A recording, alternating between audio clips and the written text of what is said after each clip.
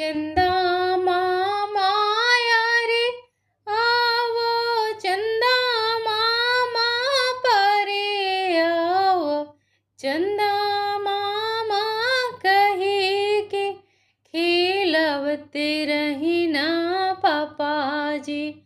चंदा मामा कही के खिलवते रही ना पापा जी।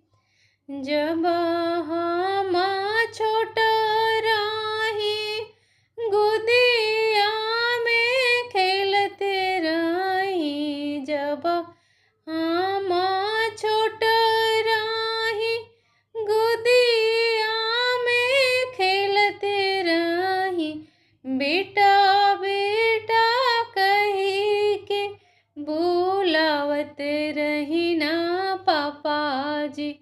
बेटा